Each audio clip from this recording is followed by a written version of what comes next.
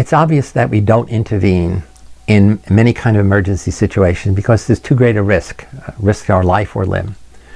But now, what happens when you're in a situation where if you don't act, there could be a risk to your life? Imagine you're in a room and a smoke alarm goes off, smoke is pouring out from under the door, and if you don't leave that room quickly, a fire could erupt and you could be suffocated or burned to death.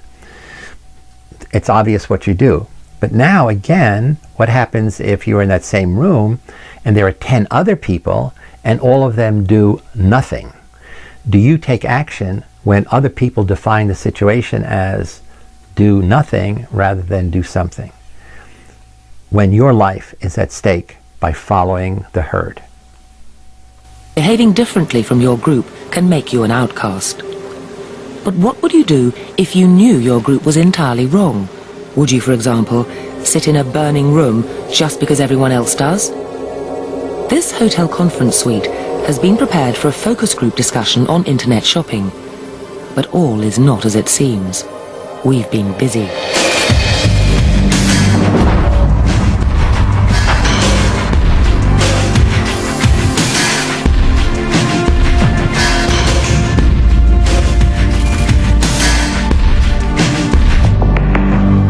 The place is rigged with 4 hidden cameras and 6 concealed microphones. And psychology professor Dominic Abrams is watching from our control room, which we've built in an adjoining suite. Now it's just a question of sitting and waiting. Right, so this is a questionnaire all about kind of shopping habits and everything. Here, sorry, just move that off your chair so you can see. Our first participant is Mary Mizuno, a London student who thinks she's arrived early. What she doesn't know is that behind this door there's about to be a serious fire in the hotel kitchen. Or at least the illusion of one, created by a smoke machine and some sound effects. What will she do?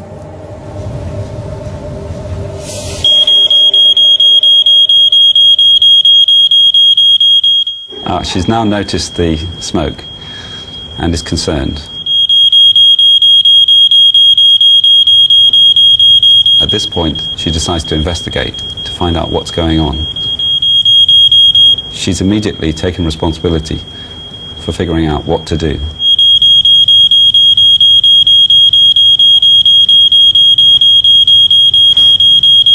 Mary does the sensible thing and evacuates quickly. She even leaves her bag and coat. As I've never been in a fire situation before, I tried to remember the kind of things that you're supposed to do, so I left my stuff and just went out. But Mary was on her own.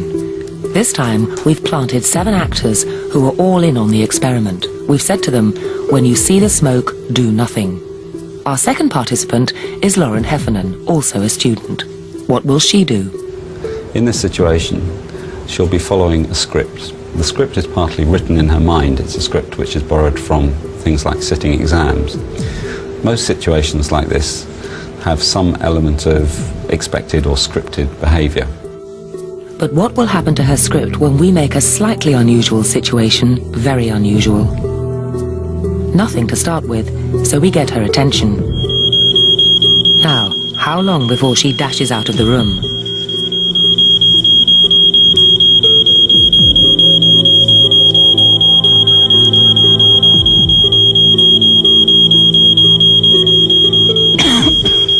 She's checking increasingly to see what the other people are thinking. But who can she appeal to? The answer is nobody. She turns to the norm of the group. Ignore the smoke. In a real fire, the people in this group would be in very serious danger by now. I was looking for some sort of reaction from someone else, even just the slightest little thing, that they'd recognise that there was something, you know, going on here. For me to kind of react on that and then do something about it, I kind of needed prodding. She's waiting for someone else to react. Why isn't anyone else reacting? She feels uncomfortable. She doesn't want to embarrass herself by taking the lead, taking action. But something is definitely wrong. Lauren stayed in the room for 20 minutes after spotting the smoke, concerned but immobile. The fire brigade say that if this fire had been real, even if flames hadn't burnt through the door, she would have died of asphyxiation in this time. In the end, we had to ask her to leave. What about him? Thanks. I was surprised that I didn't do anything at all. I was just literally waiting. I just thought that someone else is surely going to say something soon, and because no one else did, I just didn't react at all. We tried the experiment 10 times, and the same thing happened over and over again. If the person was on their own, they left quickly. If they were in a group of 3 or more, they stayed, rooted to the spot. The average length of time they stayed, 13 minutes. In real fires, people die because of behaviour like this. In 1979, a blaze at Woolworths in Manchester killed 10 people. The fire occurred during the day when the store was occupied by hundreds of people. Most of those people managed to get out quite safely. The people that died in the fire were actually using the restaurant at the time.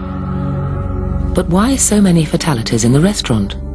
Investigators eventually realised that people simply hadn't evacuated. They'd waited to pay their bills. That was their routine. We go into a restaurant. We sit down, the waiter comes over, we choose a meal, we eat the meal, we pay for the meal, and then we leave the building. That's our script, if you like, for eating a meal. Worse still, everyone was following the same script, and no one wanted to be the only one to stray. One of the main reasons why people died in the Woolworths fire is because they didn't want to be the first to react. They didn't want to stand out for the crowd and went along with the crowd behaviour. Only one person in our experiment didn't go along with the crowd behaviour, artist James McKechnie. What's that coming up from under the table? Is it fire? I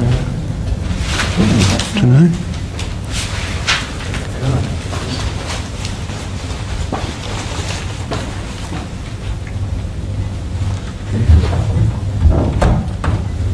There's a fire.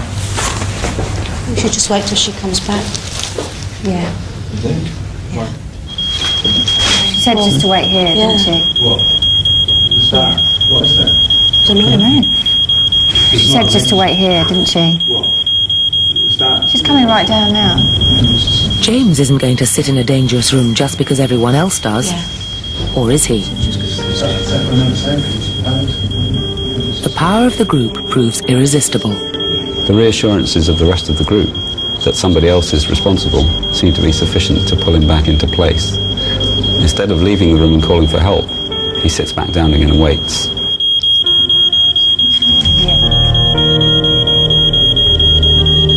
Now everybody's looking at the smoke, but in some ways that gives the group even more influence. After all, if everybody can see the smoke and no one's panicking, well, it would be crazy for him to do it too. James stays in the room for another 10 minutes before finally leaving. In a real fire, he wouldn't have been able. He'd have been unconscious and close to suffocation.